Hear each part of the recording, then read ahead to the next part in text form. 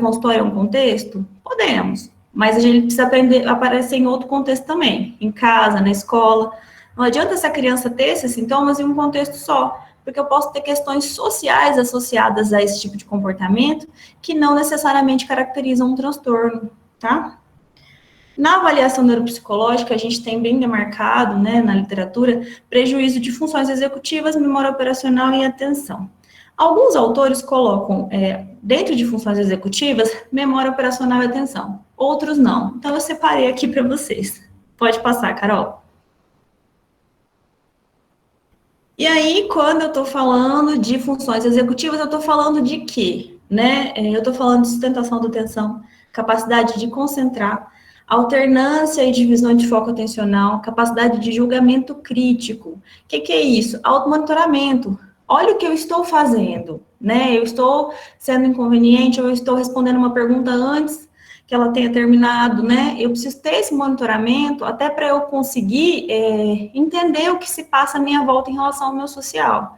Memória operacional. O que é isso de memória operacional? Essa capacidade que a gente tem de deixar informações online na cabeça por um curto período de tempo. Por exemplo, quando alguém pede para vocês assim, ó, eu estou anotando esse telefone aqui, guarda 32 na sua cabeça aí que eu vou fazer o resto. Aí a pessoa fala, que número que eu mandei você gravar mesmo? Aí você fala, 32. Por quê? Você ficou reverberando aquela informação. Isso é memória operacional. Controle inibitório. Eu pensei uma coisa, estou no meio da aula, não é hora de falar, mas eu não consigo segurar, eu vou lá e falo. Planejamento e resolução de problemas. Planejar para começar e terminar uma atividade. Tudo isso são dificuldades que a gente percebe que são comuns nos quadros de TDAH. Pode passar, Carol. E aí, como é que funciona essa avaliação, então? O que a gente vai ter? O que é uma avaliação nesse contexto? A gente vai ter 4 pezinhos da avaliação aí. Primeiro, a gente precisa fazer uma entrevista inicial com muitos detalhes. Por quê? A gente precisa da história clínica, né? Essa criança nasceu, foi feito pré-natal, tem alguns critérios de risco, né? Como uso, abuso de drogas, por exemplo, prematuridade. Então, a gente precisa verificar se tem esses indicadores, né? Os sintomas, como eu disse para vocês, eles ocorrem em mais de 2 ambientes? Observação comportamental. Não só no consultório, como em outros contextos. Como eu disse para vocês, o consultório é um ambiente, tá? Pode ser que a gente tenha aqui o relato em casa, mas e se não tem? E se não fecha? Porque quando o ambiente é controlado, por exemplo, o consultório, muitas vezes os sintomas não aparecem como eles aparecem em outros ambientes, como na escola, por exemplo, em casa. Aí a gente precisa fazer observação de comportamento, tá? Escalas de avaliação. A gente tem aqui a SNAP 4, a CBCL, que são escalas que a gente usa na avaliação, mas tem inúmeras outras possibilidades. Coloquei essas porque são as mais comuns, né? As professoras recebem muito isso na escola, né? Preencha, né? Com que frequência esse comportamento acontece? Aí escreve a frase lá para vocês preencherem a intensidade. E os testes cognitivos. O que é isso, né? São os testes que a gente usa para avaliação. São testes psicológicos, normatizados pelo nosso conselho, mas nós também usamos instrumentos multiprofissionais, como as meninas disseram, né, a Capellini e a Lili também comentaram sobre eles, né, nesses 2 dias, a gente usa eles na avaliação também. Pode passar. E aí eu fiz uma tabelinha para você. Falamos de TDAH, falamos de prejuízos majoritários nas funções executivas, e aí eu coloquei a memória operacional aí dentro, e a atenção também. O que são as funções executivas, tá? Controle inibitório, habilidade de inibir respostas inadequadas ao contexto. Memória operacional, manter a informação temporária na memória, né? Manter a informação online. Flexibilidade, buscar caminhos para resolver problemas, né? Então, eu não consegui fazer a coisa de um jeito, eu preciso arrumar um outro caminho para fazer isso. Tomada de decisão, fazer uma escolha que seja assertiva em relação ao contexto. O que é uma escolha assertiva? É uma escolha que me proporciona uma tomada de decisão onde eu não vou me prejudicar, né? E onde eu também não vou prejudicar o outro. Uma tomada de decisão que a gente consiga resolver esse problema do melhor jeito possível. Abstração, né? A capacidade de agrupar elementos, né, com determinadas propriedades. Pode passar, Carol. Dentro das funções executivas, eu tirei esse slide porque eu falo pacas, e aí vocês fiquem à vontade para perguntar. A gente vai ter as funções executivas quentes e as frias. As funções executivas frias vão ser aquelas que a gente mede no teste, nos testes que eu vou mostrar para vocês daqui a pouquinho, tá? que não tem valência emocional. As pessoas executivas quentes, elas vão ter valência emocional. E a gente faz isso, por exemplo, com teste de reconhecimento de face. Isso a gente não costuma usar no consultório. Eles existem em contextos de pesquisa, tá? A universidade tem pesquisas nesse sentido, mas eles não vão aparecer para a gente na clínica. Então, as funções executivas são as mais associadas, né, ao prejuízo no caso de TDAH.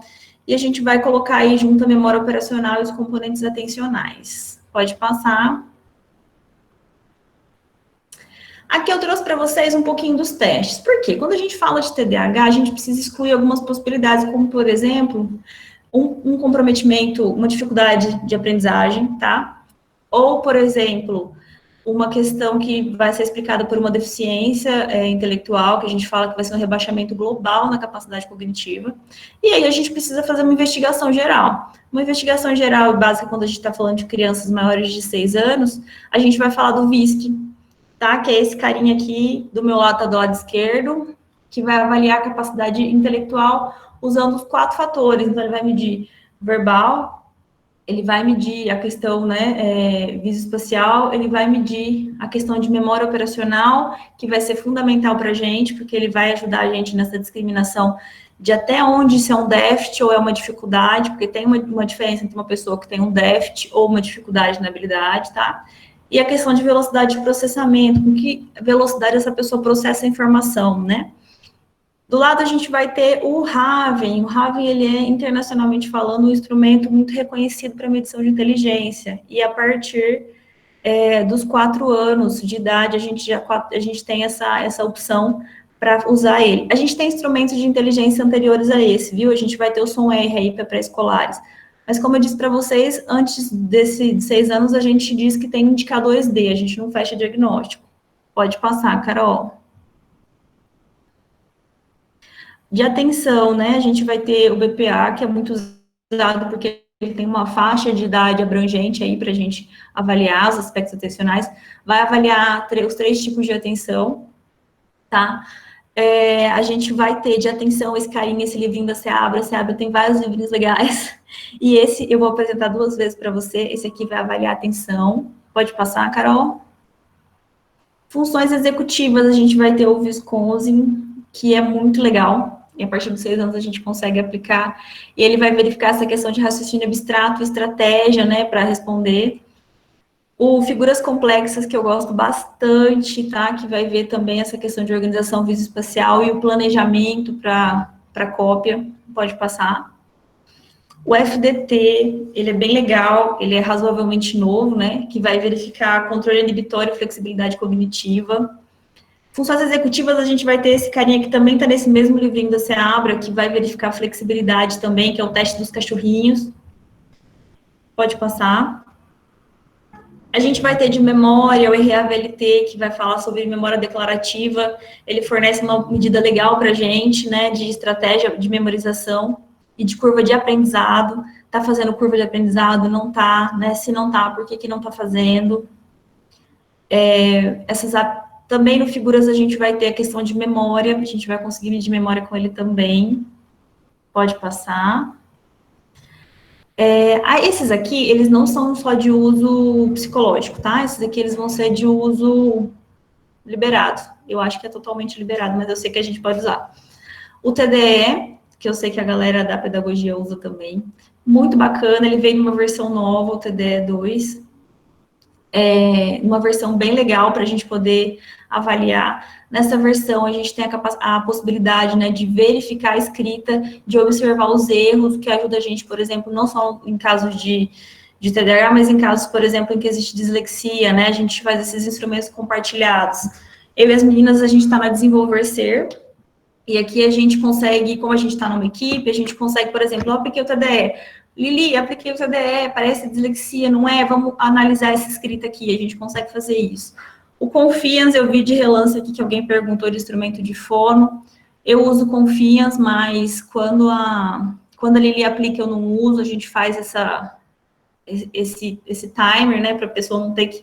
Até porque o reteste, ele tem que ter um tempo, né, senão a gente perde. Aí, pode passar, Carol. Bom, e aí vamos para a nossa conclusão, tá? Por que a gente usa a avaliação neuropsicológica, então, quando a gente está falando de equipe? O que a gente pode contribuir com isso, tá? A gente vai possibilitar uma clareza no perfil cognitivo do paciente, tá? Para que a gente possa pensar em intervenções que sejam efetivas. A partir do momento que a gente consegue marcar as dificuldades e as facilidades, a gente consegue pensar em intervenções que priorizem o que esse paciente tem de preservado, o que esse paciente tem de habilidade, né? E a gente vai conseguir fazer essas intervenções com o grupo, porque aí, tendo a minha avaliação, por exemplo, a avaliação de um outro profissional, e a gente conseguindo sentar junto para discutir esse caso, a gente consegue fazer intervenções que, inclusive, sejam mais reais para esse contexto, né? Sejam mais reais para esse contexto da escola, para esse contexto da família, tá? E melhorar a qualidade de vida do paciente, porque essa geralmente é o nosso objetivo, porque não adianta só avaliar, né? Não adianta só eu dar um diagnóstico. Eu preciso dar uma oportunidade de vivenciar experiências de uma outra perspectiva, né? De entender que muitas vezes aquele comportamento ele não faz parte da minha personalidade, né? E que eu posso trabalhar aquilo lá, né? Que eu posso melhorar aquela habilidade ali que eu tô com dificuldade. Pode passar, Carol.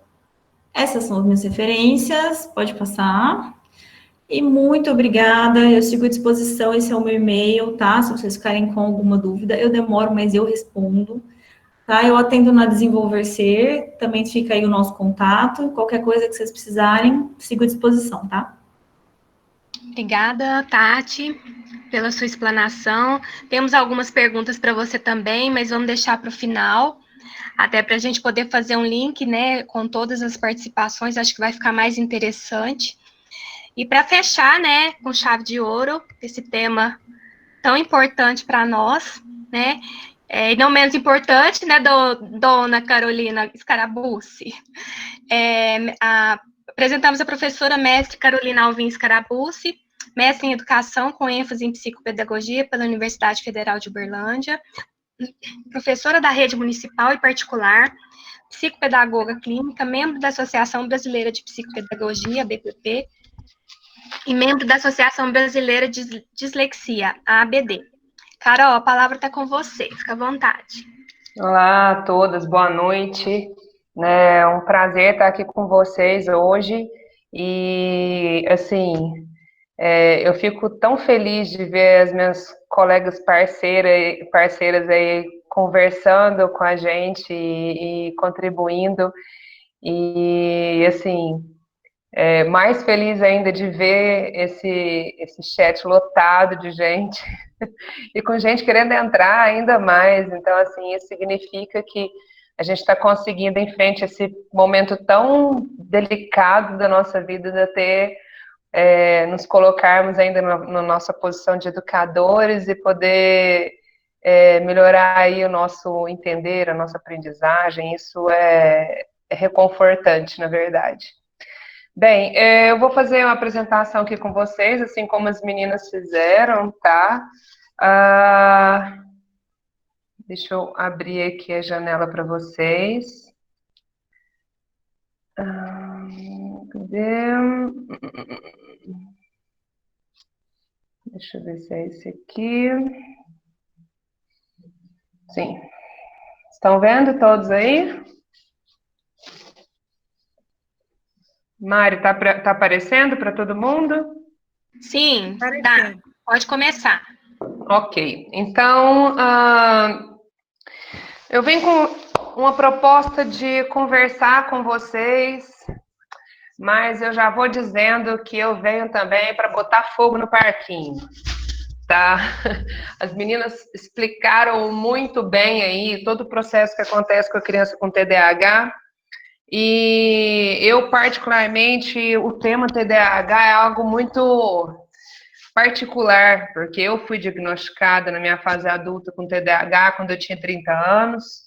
10 anos após um diagnóstico, o que eu posso dizer hoje é que o TDAH não é esse demônio de 7 cabeças que todo mundo pinta, né? Sei que às vezes é mais difícil para algumas pessoas do que para outras, mas a perspectiva não é tão ruim, né?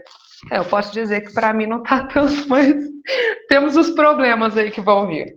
Bem, então começo com essa pergunta aí, o que é o aprender? E eu acho que esse é a resposta dessa pergunta é o que vai definir muita coisa em relação ao nosso olhar frente ao TDAH, falando obviamente do viés psicopedagógico, falando do viés educacional, tá?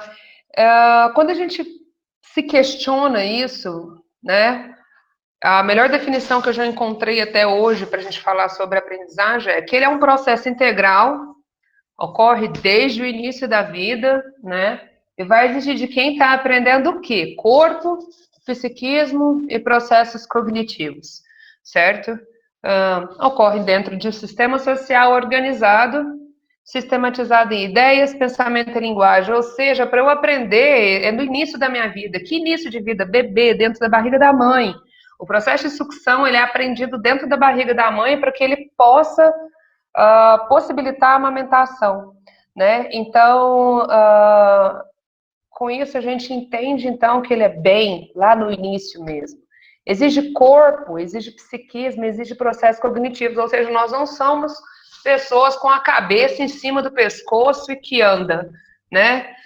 Essa cabeça nos auxilia, né? Ela é responsável pelos nossos processos cognitivos, mas a gente não pode esquecer de um corpo que interage nesse meio e de um psiquismo, né? De uma área subjetiva que está aí com a parte de afetividade, de emoções, né? E que também balizam aí o aprender de um ser humano que está dentro de um meio social, né?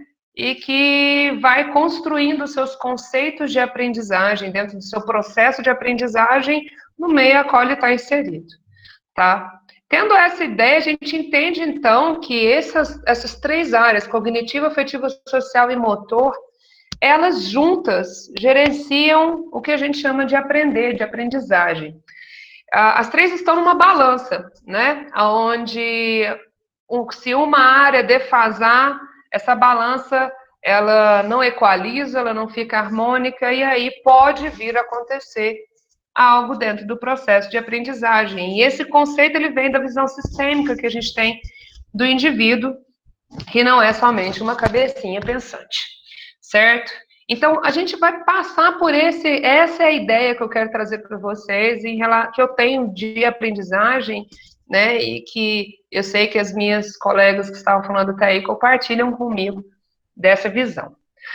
Mas o que eu quero trazer aqui, o primeiro ponto, não aprender é diferente de mau desempenho escolar, tá? Isso às vezes fica meio entroncado entre fala e prática, né? O que eu estou querendo dizer? Eu posso sair mal na escola, que é igual a não alcançar uma média, né? Para educadores e para alguns pais, ou seja, o menino não conseguiu uma média, mas ainda assim aprender aquilo que eu consigo naquele momento dentro da mesma escola. Então ele pode não aprender totalmente sobre as funções, né, na matemática, mas ele vai aprender algo que ficou ali no meio do entendimento, tá? E aí o meio do entendimento, quando ele não está totalmente colocado, vai, obviamente, ter uma falha aí, né? Vai ter um desequilíbrio nesse processo.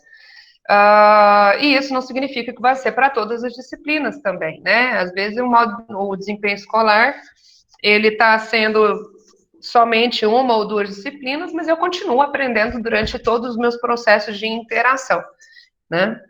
O segundo ponto que eu quero deixar esclarecido é que se uma criança não aprende, é necessário que se repense o jeito de ensinar. E isso, gente, assim, eu gosto de trazer isso aqui porque o pessoal fala que eu sou meio, assim, né, 880 em relação a algumas coisas, mas não tem como a gente falar de aprendizagem se não teve um ensino. Essa ideia de falar, eu ensinei, ele não aprendeu, isso não existe. Se ele não aprendeu, você não ensinou, né? E se isso está acontecendo, a gente tem que repensar, porque nós somos os profissionais da educação. E o profissional da educação, ele tem que, o objeto dele de trabalho é o ensinar e o aprender, né?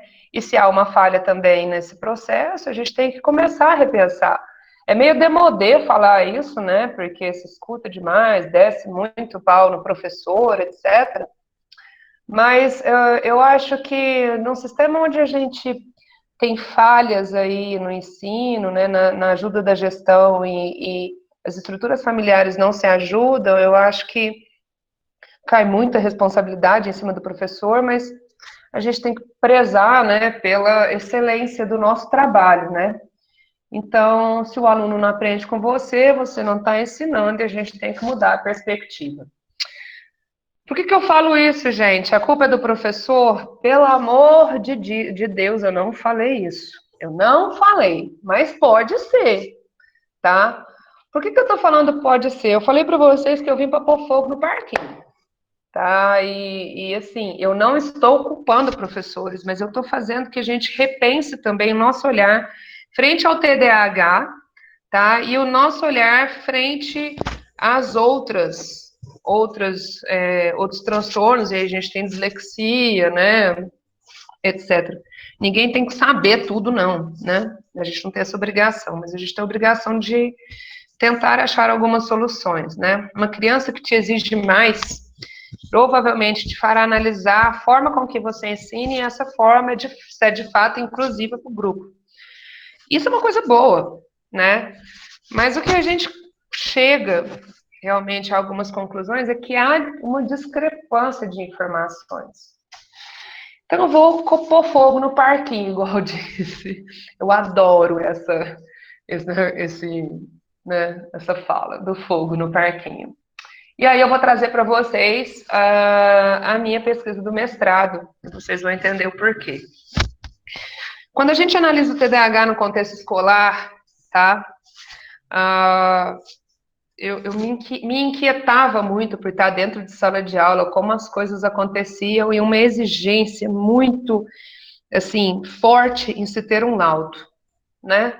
E eu ouvi isso muito de várias coordenadoras quando eu estava na formação continuada do PIP, né, junto com a Índira lá, tentando coordenar o projeto de intervenção pedagógica. Eu falava muito isso, falei assim, gente, a gente tem que saber o que é, pelo menos para poder trabalhar.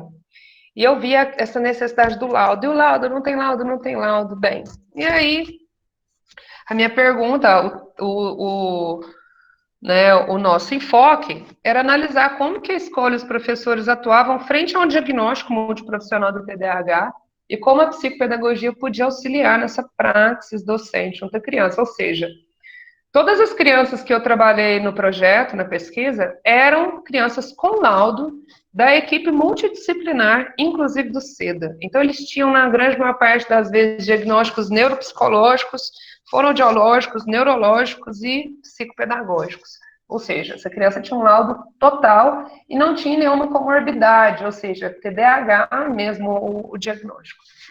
E aí, o que aconteceu? Dividi meu trabalho em 3 peças. A primeira peça, como que era a concepção, o trabalho da instituição em prol da criança com TDAH. Então, a gente observava qual era a visão dos profissionais acerca do transtorno, quais procedimentos realizados pela escola, né? Enquanto a instituição poderia viabilizar a educação para essas crianças que tinham diagnóstico com TDAH. Os agentes envolvidos, a gente fez entrevistas com as professoras desses alunos, com as coordenadoras, com as diretoras das escolas, né? Eles desconheciam, né, desconsideravam aspectos importantes. Primeiro, as informações eram muito confusas, né? Tinham muita dúvida em geral em relação ao TDAH. Se era um transtorno, se era um distúrbio, se isso era genético, se não era genético, né? Mas a ideia determinante que todos eles falavam é que TDAH limitava o aprender e o desenvolvimento da criança, tá?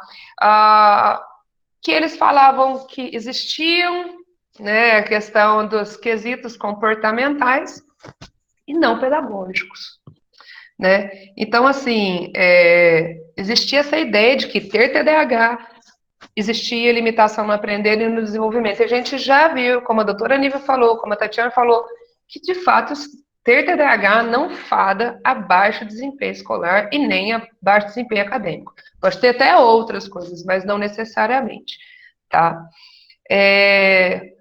As ações que as instituições realizavam eram encaminhavam para o AE ou projetos de reforço escolar, e aí os reforços escolares só ajudavam para reforçar o que não sabiam, porque eu brinco não, porque isso é muito sério, mas falava que a criança tinha dificuldade na leitura e ia tomar a leitura da criança. O reforço era tomar a leitura da criança. Isso é surreal, você tem que dar um passo para trás, né? Então, de fato, não ia surtir efeito. O encaminhamento na época, né, que foi feita a pesquisa, ainda tinha abertura de fazer os relatórios circunstanciados, que até a gente comentou na época, na segunda-feira, né? E hoje já não tem mais, hoje teve uma limitação em relação a.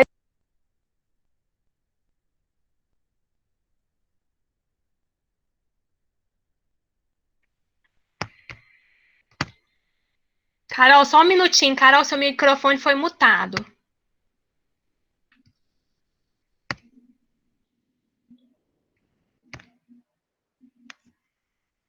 Tira aí, Carol.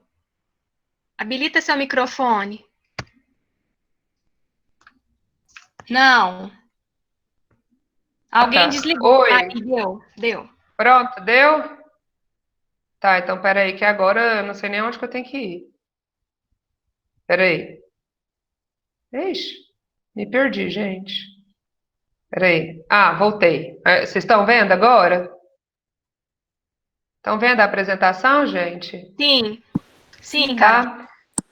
Tá. As avaliações, então, elas envolviam tirar de sala de aula, né, para poder fazer as provas, ter alguns leitores em caso de não estarem totalmente alfabetizados, e socialização entre os alunos e professores, tá? Mas o que me deixava mais intrigada é que, mesmo com as ações que eles pontuavam, eles achavam que não era efetivo.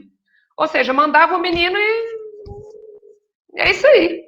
Entendeu? Então, porque as dificuldades acadêmicas não melhoravam, né, dentro dos casos, mesmo tendo esse envolvimento aí, esse encaminhamento para o AEE.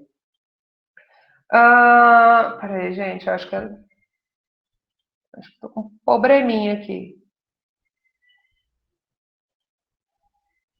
Ela não está querendo passar.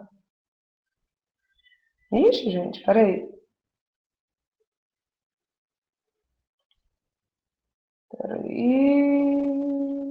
Eu vou parar a apresentação e voltar, tá? Peraí, porque ela travou aqui. Tá, Carol? Tá, peraí, deixa eu voltar. É que eu acho que na hora que eu fui fazer. Cadê aqui? Eu vou ter que entrar no slide. Só um instantinho, gente. Coisas do. Pronto, foi? Foi? Ok, então vamos lá.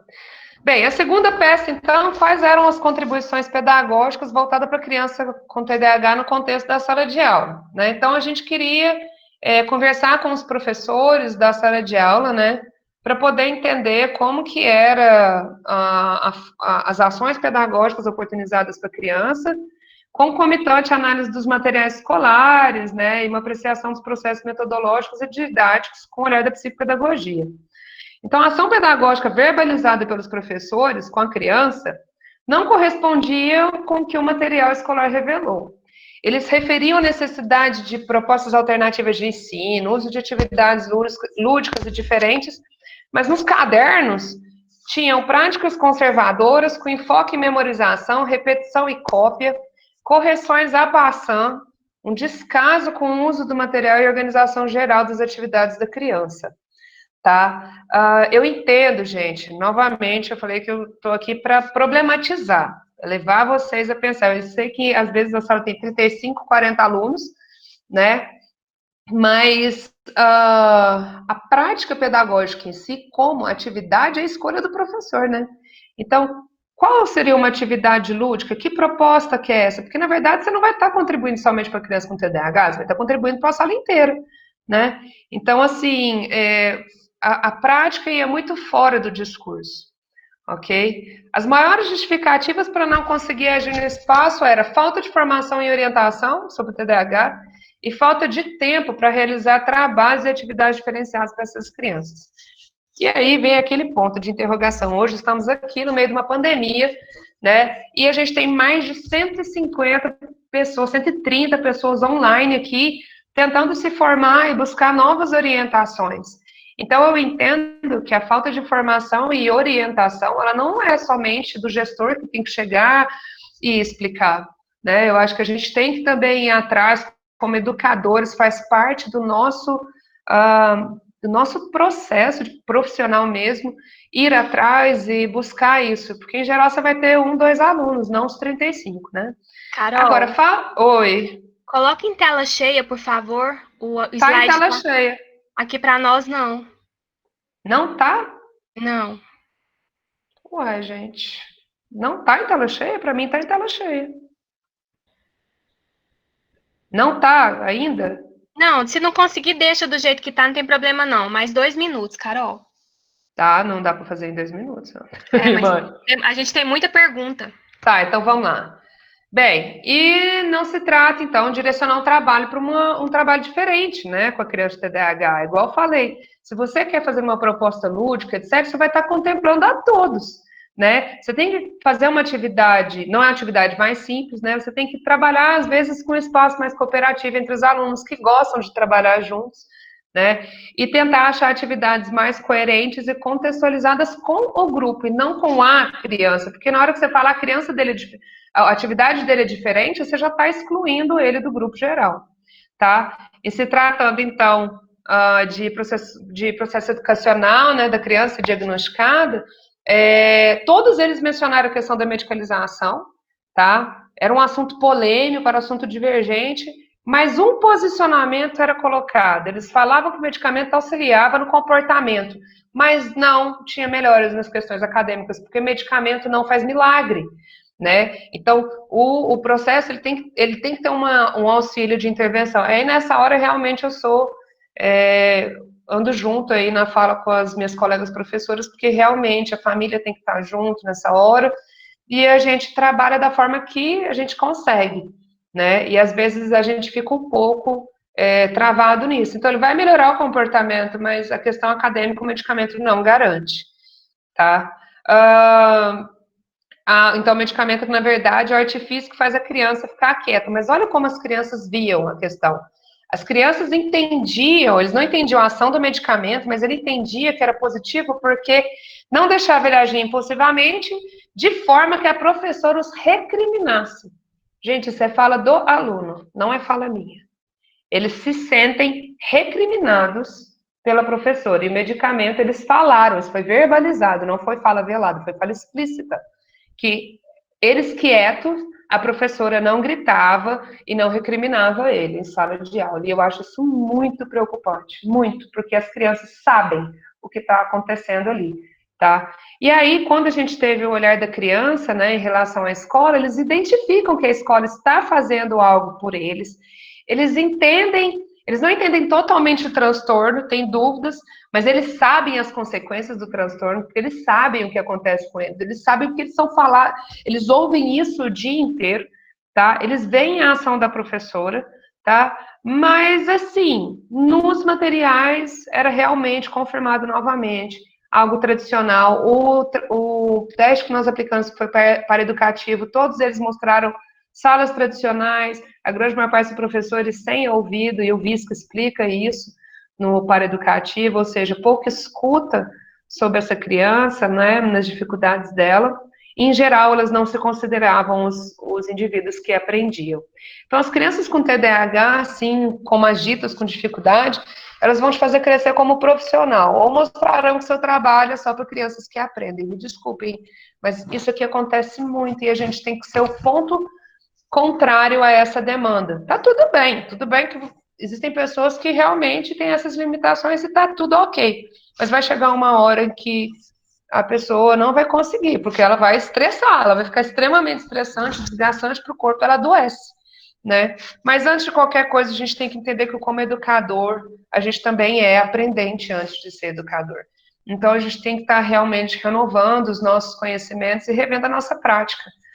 A minha prática também dentro de sala de aula, né, não começou certinho, a gente vai aprendendo, não é fácil, toma tempo, é estressante, é desanimador, é desestimulante, é mal remunerado, não é reconhecido, mas não é impossível, te faz crescer, é aconchegante, te faz repensar seu afeto, porque eles te acolhem, nos levam a outro nível de compreensão de êxito, né? Porque quando a gente vê uma criança que a gente está debruçado sobre ela, quando ela começa a ter êxito, a sensação é muito fora da casinha.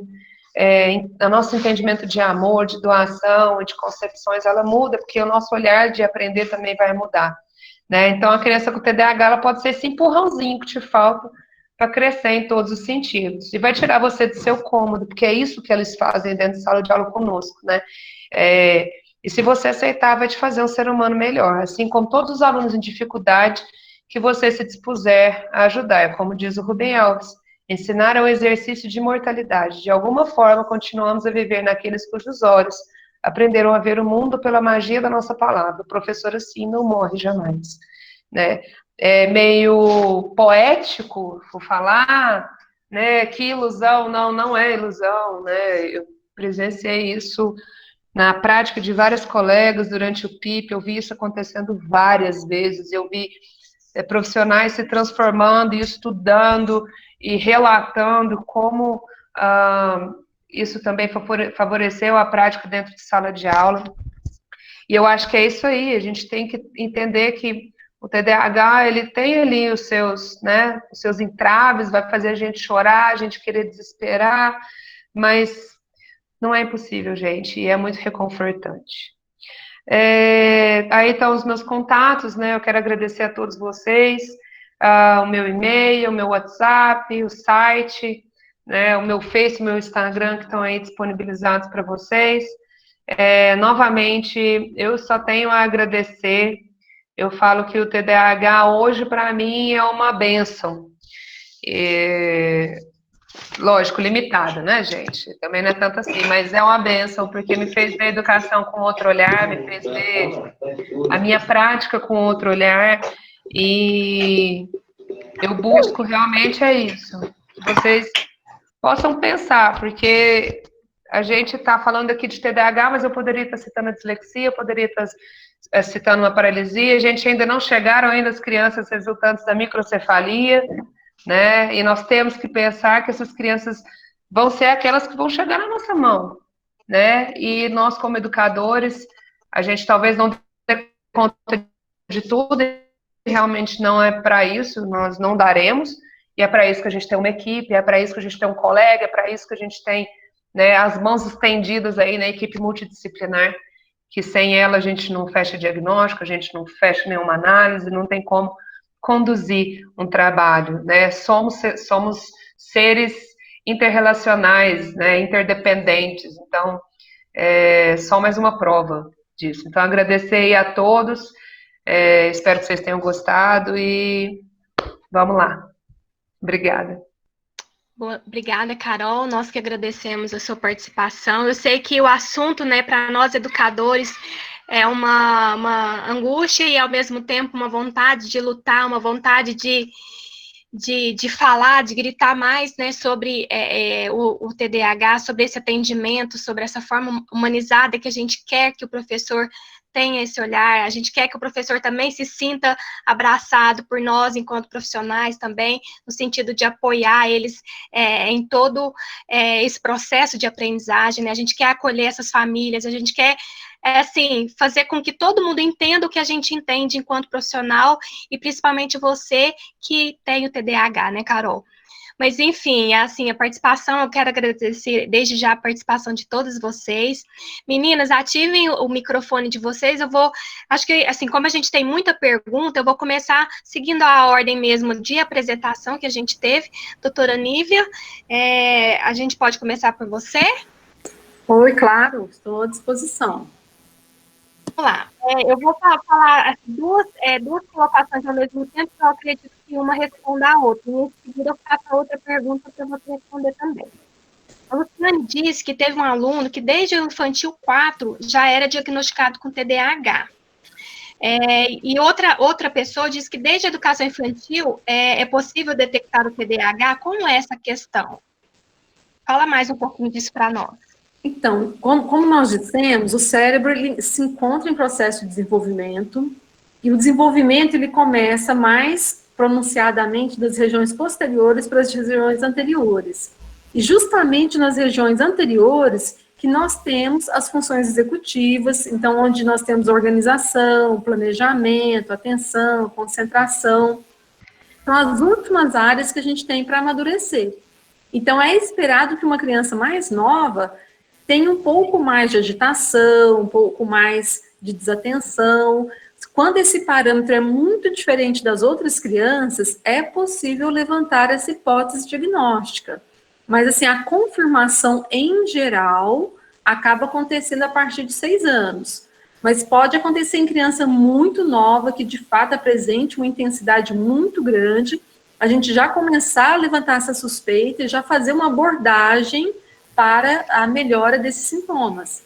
Porém, é uma abordagem muito mais comportamental, uma intervenção de estimulação, do que pensar muito na questão medicamentosa.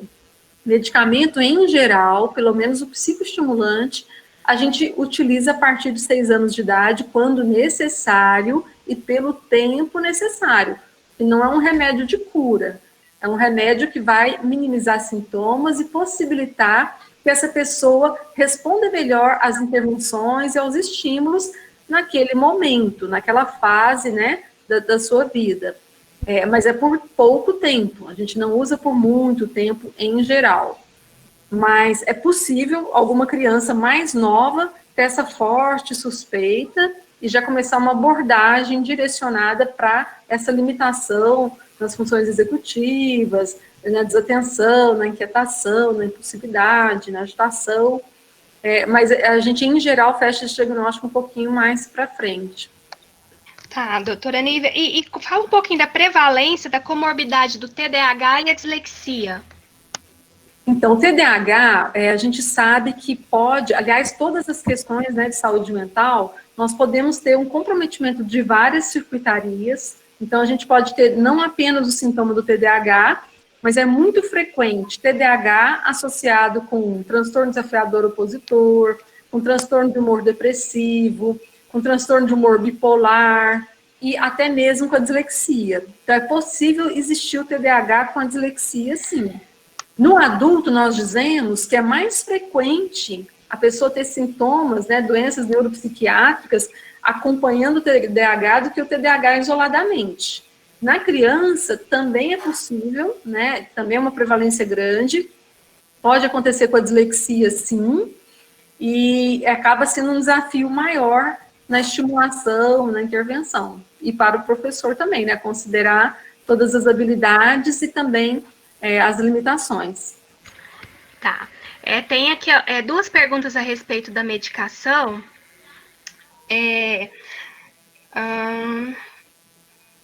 Criança com TDAH que faz uso de medicação, ela entra no quadro clínico de ser aposentada?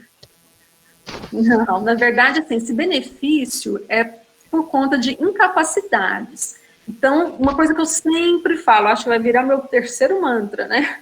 É que não basta só o CID, só o diagnóstico. Eu posso ter uma pessoa com diabetes e ela trabalhar normalmente, funcionar adequadamente. Eu posso ter uma pessoa com diagnóstico de diabetes que ela já foi amputada, então ela já tem, né, uma dificuldade motora, uma dificuldade de locomoção, ela pode ter tido um acidente vascular encefálico, então ela tem uma sequela neurológica por um AVC, então tem às vezes até uma cegueira, ela já não enxerga, então é um quadro de diabetes. Então só o CID de diabetes não me garante que vai aposentar ou não, porque pode ser um diabetes totalmente funcional, sem limitações. A mesma coisa acontece com TDAH, com dislexia, com outras questões orgânicas. Porém, o TDAH em si, nós conseguimos sim ter funcionalidade, ter capacidade, ter adaptação. Então, apenas o TDAH, nós não temos uma incapacidade suficiente para ter a necessidade, né, e o direito a esse tipo de benefício. Agora, o TDAH associado a uma deficiência intelectual, a uma síndrome genética grave, aí são outras incapacidades. Então, por isso que não teria esse direito, esse benefício, porque não é uma incapacidade. Daqui a um tempo, nós vamos falar muito mais sobre esses benefícios não baseados no CID, que é o Código Internacional de Doenças, a Classificação Internacional de Doenças. Nós vamos estar muito mais aparelhados para a utilização da Classificação Internacional de Funcionalidade. Então, qual que é a disfunção, a incapacidade, a limitação? Aí sim vão ter essas questões de benefícios, né? E outras possibilidades de recursos para todos nós, né? Para toda a sociedade. Tá, joia. Eu vou... Yandra, eu não sei se é assim que pronuncia seu nome, se não for, você me perdoa. Ela está dizendo, doutora Nive, que esse ano recebi uma criança que fez 5 anos em abril, com diagnóstico de TDAH medicada, durante o dia e também à noite para ter sono tranquilo. Segundo a mãe, ela percebeu que havia algo errado com o comportamento da filha desde os 2 anos. Agora a mãe pede um relatório da minha observação em sala para encaminhar ao médico. 2 pontos.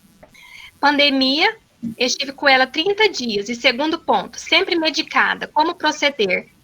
Ela tem médico daqui 10 dias. Então, na verdade, quando o médico pede um relatório, é aquilo que o professor está vendo naquele momento. Então, se a criança já tem um tratamento há 5, 10 anos, né, o relatório é daquele momento. Então, se a professora não teve possibilidade de estar com a criança esse ano, não foi possível ter essa observação detalhada, então, claro, nós estamos vivendo uma situação agora um pouco mais especial. E até mesmo no começo de ano, né? Às vezes, em fevereiro, a mãe está lá com a solicitação de um relatório, o professor teve 1, 2, 3 semanas com a criança, às vezes não é possível ter essa observação.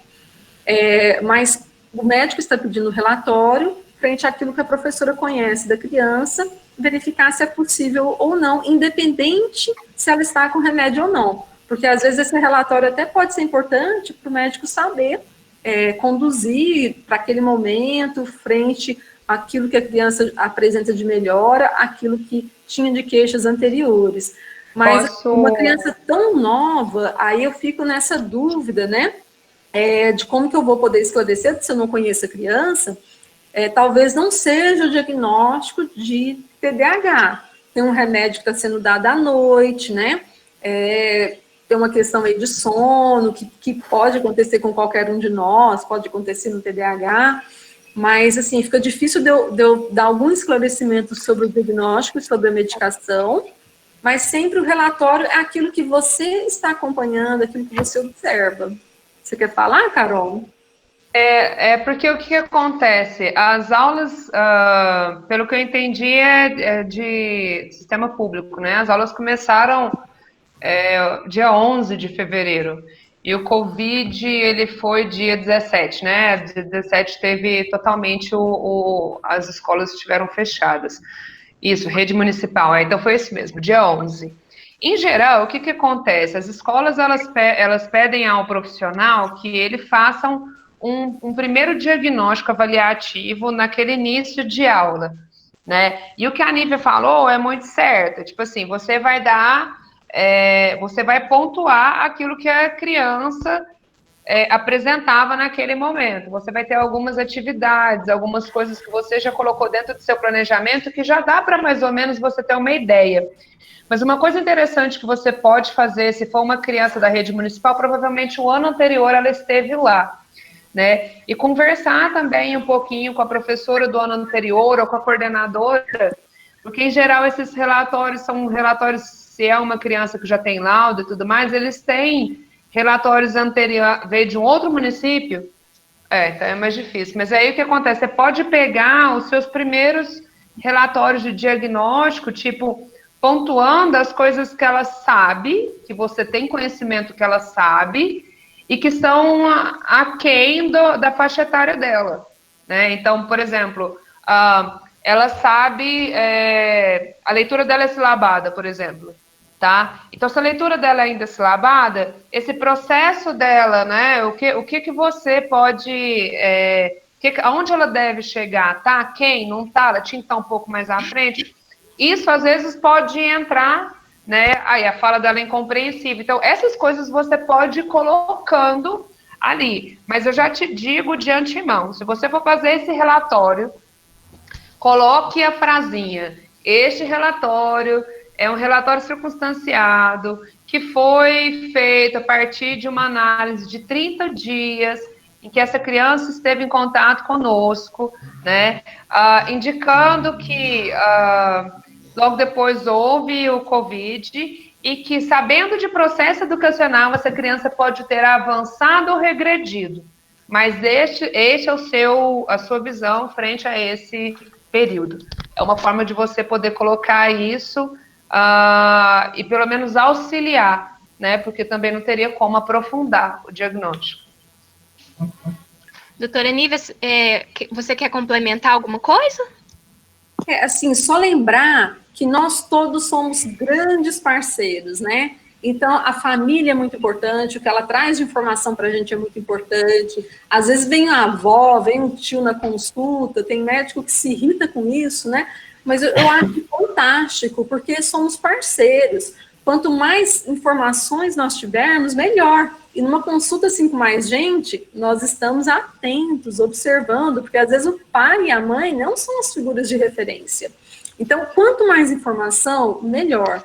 Então, aquilo que a professora puder trazer para a gente da sala de aula, ainda que foi assim, tive apenas 2 semanas de contato com essa criança, e nas primeiras 2 semanas, aí relata, porque a gente sabe que 2 semanas, poxa, é novidade, voltou de férias, mas também é importante saber como que ela se comportou neste primeiro contato, né?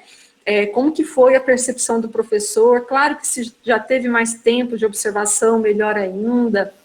Se é possível conversar com os professores dos anos anteriores, sempre é bom, né? Você receber aquela sala, receber aqueles alunos, mas também ter as referências de como foi o ano anterior.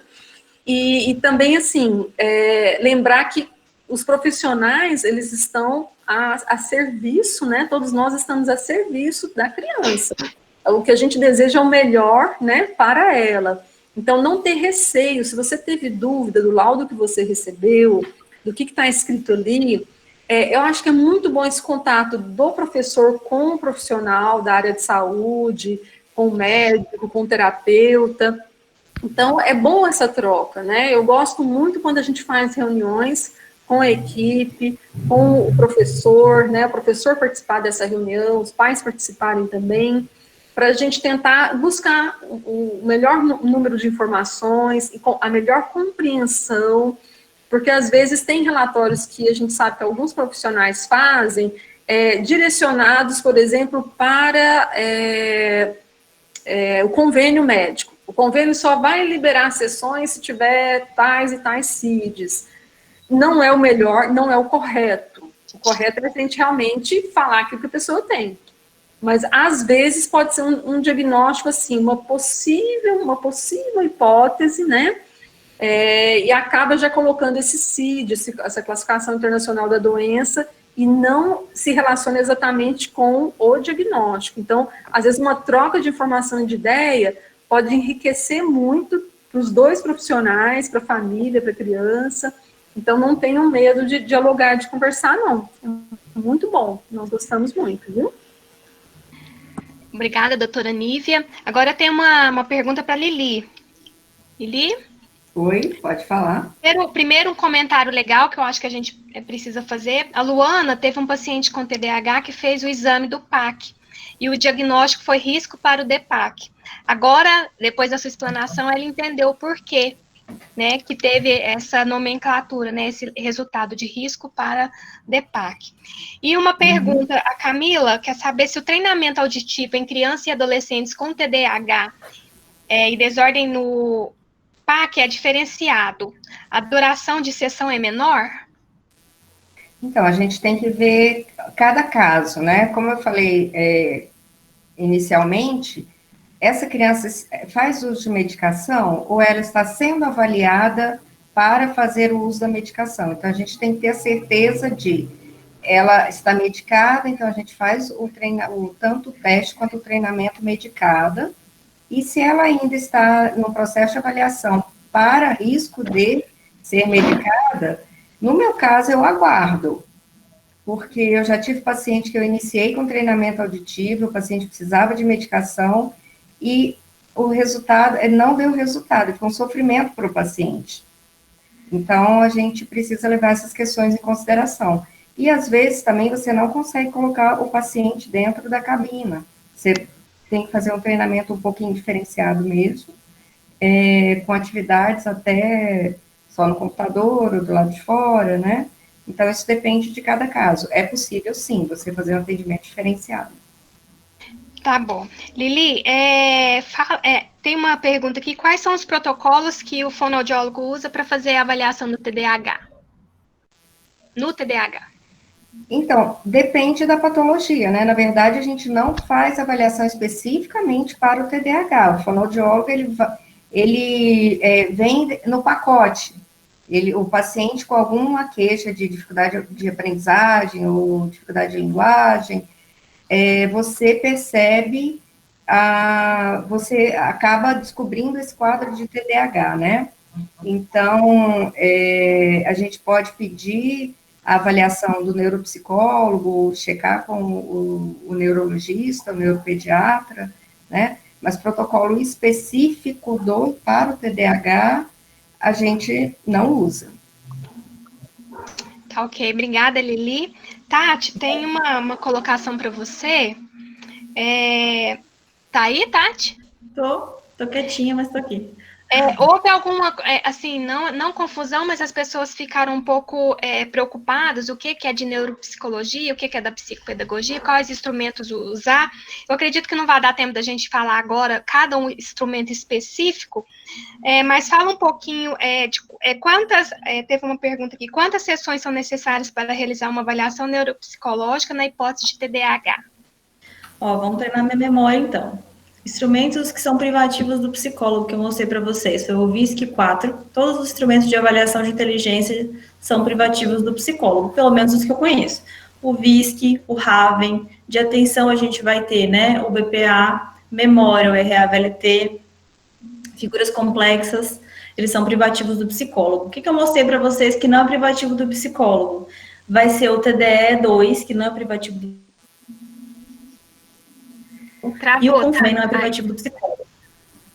Voltando, o TDE-2 e o Confiance, que não é privativo do psicólogo, são esses dois. Mas a gente não usa eles para fechar a nossa conclusão, a gente usa eles como instrumento complementar, porque para fechar o nosso diagnóstico, todo relatório proposto por um psicólogo, ele precisa se pautar em instrumentos psicológicos, que são regulamentados pelo nosso conselho, mas a gente usa esses outros instrumentos como possibilidade de refinar o diagnóstico e também de conversar com os profissionais de outras áreas. Quantas sessões? Geralmente eu faço assim, quando a criança tem acima de 6 anos, são 2 sessões com os pais, 3 sessões, 8 sessões com a criança, 10 sessões, porque geralmente quando a gente fala de uma criança com dificuldade, muitas vezes essa criança tem dificuldade, inclusive, de responder os testes. E acontece de eu não conseguir aplicar, de eu ter que interromper a sessão mais cedo, a gente tem que fazer mais sessões. Um outro cenário é de pré-escolares, eu avalio crianças a partir de 2 anos e meio. Muitas vezes eu combino com as mães, você vai me pagar meia sessão, a gente vai fazer meia sessão de 30 minutos, eu vou aplicar os testes, vou fazer o que eu preciso, depois meia sessão. Por quê? Porque essas crianças não têm atenção suficiente para ficar comigo uma sessão de 50 minutos. Então, eu faço essa adaptação. Com os pré-escolares, aí são mais sessões. Né? Assim, se o pré-escolar é altas habilidades, por exemplo, que eu também avalio, geralmente ele faz em 10. Né? 8 ele faz comigo e 2 com os pais. Se não, geralmente são 12 sessões, a gente demora um pouquinho mais. Mas aí eu faço essa negociação de valores com os pais. Tá. Uma outra questão que a Suzane colocou. Tem um paciente de 5 anos com diagnóstico de TEA. Eu levantei a hipótese de TDAH, pois ele não conseguia ficar sentado nem na escola, nem na clínica. Hoje ele consegue ficar no máximo 2 minutos sentado, depois de um trabalho em conjunto com a professora. Quantos anos? 5 anos. Ah, legal isso. O que acontece? Quando a gente tem quadros de TEA, né, a gente vai conversar um pouquinho sobre isso amanhã, a gente vai ter, em geral, na literatura, ela aponta pra gente uma dificuldade também no funcionamento executivo. Lembra que eu mostrei para vocês lá o slide? Em geral, em termos de circuitarias, tem cientistas que discordam um pouco a respeito de qual circuitaria e por quê. Mas a gente também tem déficits de planejamento, a gente também tem déficits de organização nessa criança. Então, o que muda quando a gente vai fechar o diagnóstico, né? a observação de comportamento, porque o TEA ele vai ser marcado por comportamentos de dificuldade, né, de atrasos na fala, dificuldade nessa aquisição, né, social comunicativa, e com a questão das estereotipias ou interesses restritos. Então, isso é marcado, né? Então, a gente consegue fazer essa diferenciação por aí.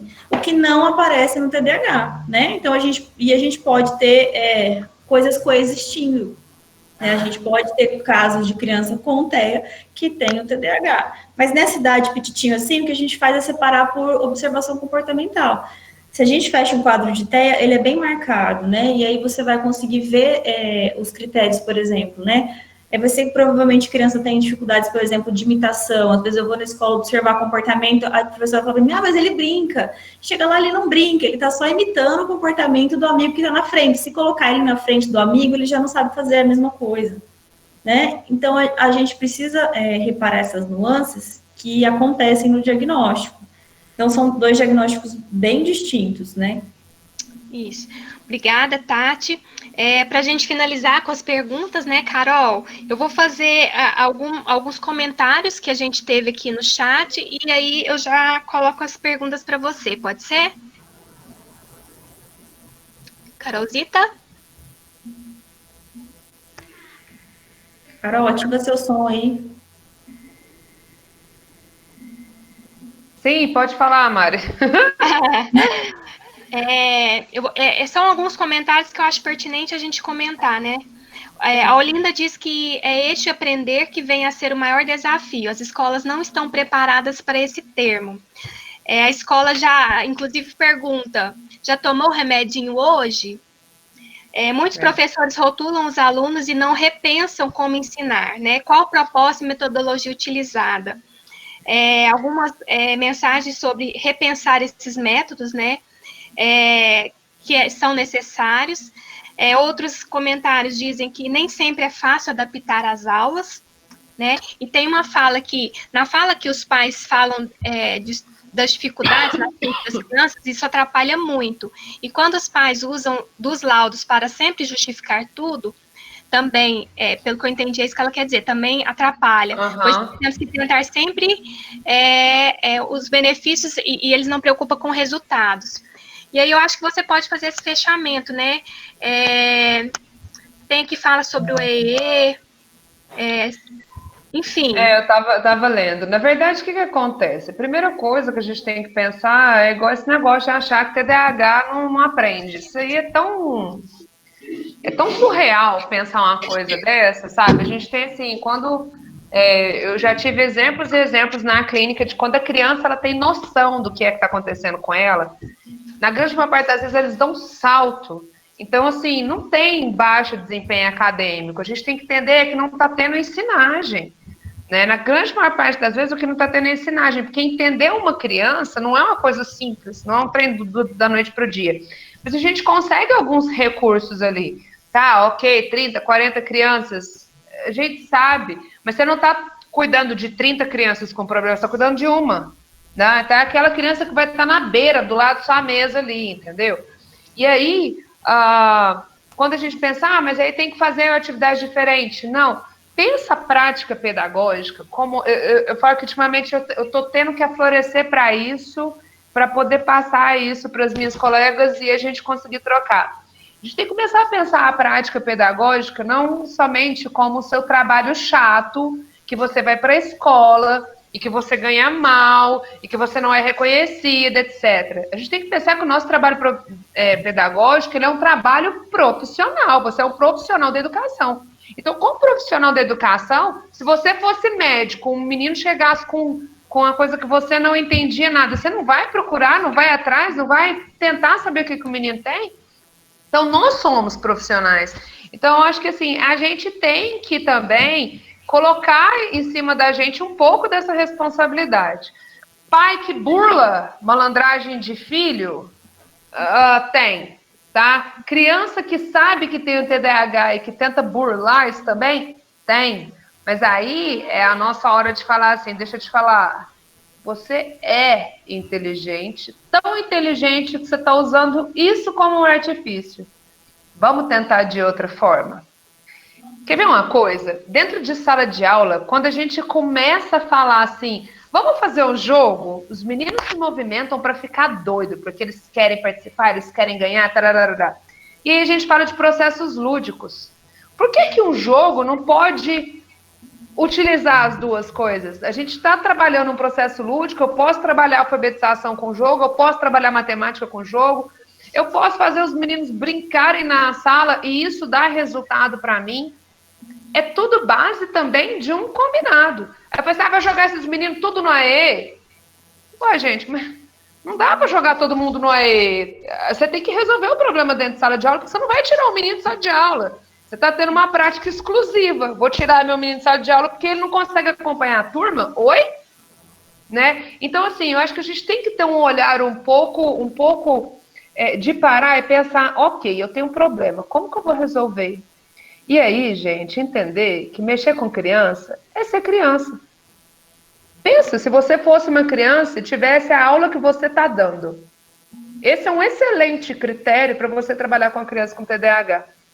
Eu falo que, assim, para mim facilita um pouco porque eu tenho, né? Então, as coisas muito entediantes, já assim, falei, esse treino não vai dar certo, esses meninos não vão gostar. Então, vamos tentar uma coisa mais assim. E aí a gente muda a energia do nosso trabalho. Eles entendem que eles estão sendo incluídos sem ter uma atividadezinha diferente para o menino, né? E a gente consegue entender que mais de 50% dessas crianças têm problemas relacionados às áreas emocionais. Eles precisam de carinho, eles estão ouvindo o tempo todo que eles não dão conta. E aí, imagina você, adulto, ouvindo isso do seu patrão. Você não dá conta, você não dá conta, você não dá conta, você não dá conta, você não dá conta.